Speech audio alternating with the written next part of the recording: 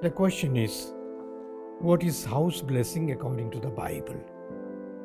Is house blessing a must every year? Who all should be present during the house blessing? Many a times all the members are not present. So first of all, what is house blessing? Is it Bible? Is it biblical? Or is it a practice? It's a tradition. Perhaps we can say that all good things come from the Bible. The inspiration comes from the Bible. Don't we remember that Jesus visited the house of Martha and Mary? He was so familiar with them, and many a time he went to their house, perhaps on his way across to Jerusalem, and when they crossed his house, surely he stopped by. So much so that when Lazarus died, Mary and Martha were very angry that Jesus didn't come in time. And they almost confronted Jesus and said, "Where were you? We had sent word for you." Because they could say this because Jesus was a frequent visitor to their house.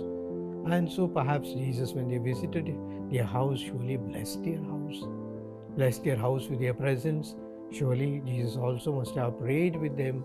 And therefore we can think of many other instances in the Bible where the visits of holy persons, the visits of the saintly persons is considered a sign of blessing for the house. And now to ask whether it is biblical, it may not be strictly biblical house blessing, but as I said, a person's visit, a holy person who visits and prays, could be a sort of a house blessing to the people that are there. The second question of the same subject is house blessing a must every year? There are many things we can't say they are must, they are compulsory. If it's so, we will do it only for the sake of the law or the legalities. House blessing is necessary. And where and when? I have spoken in the past, my dialogues, that soon after Easter, we call it Paschal blessing of the houses. And the understanding was just as Jesus, soon after his resurrection, visited his disciples, rather he went in search of them. He went in search of them in each one in their own place, whether it was the lake, the fishermen, the boat, or whether it was the road to Emmaus, or whether it was Thomas who perhaps went and he used to come and go and disappear, and Jesus was not there when he came.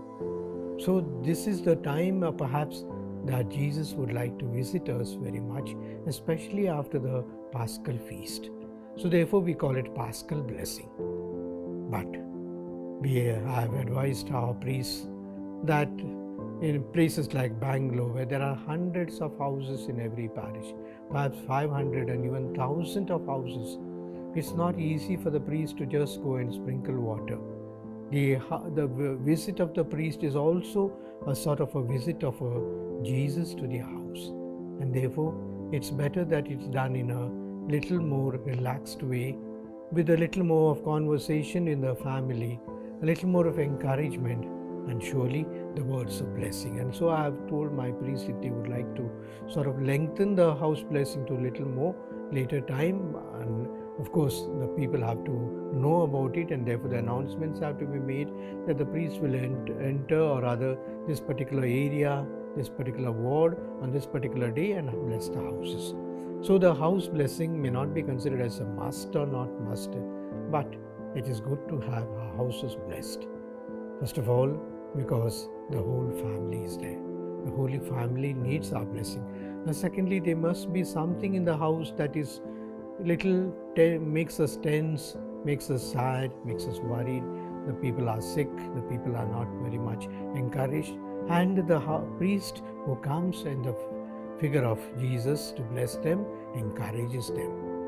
And thirdly, perhaps house blessing is also necessary because sometimes we have invited the devils, the evil spirits in our houses by our actions, by our perhaps certain little bad ways or bad rituals. We have invited the devils and the Satan into our houses, and therefore they need to be driven out, and therefore we need to cleanse our house.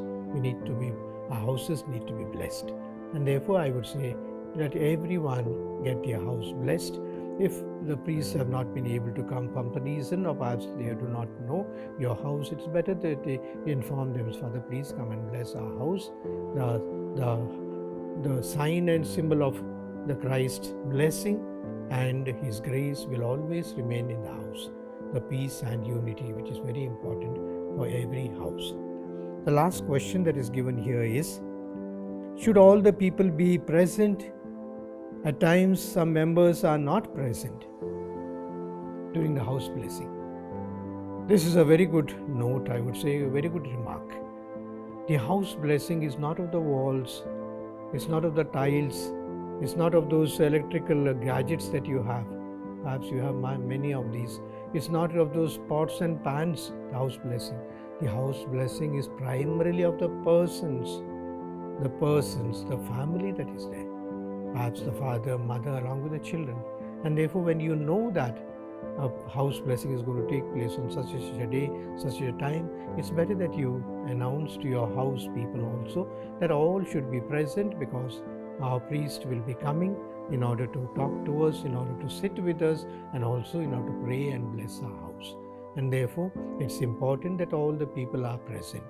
The house blessing is not only of the walls and of the tiles and of the furniture there, it's primarily the blessing of the persons in the house.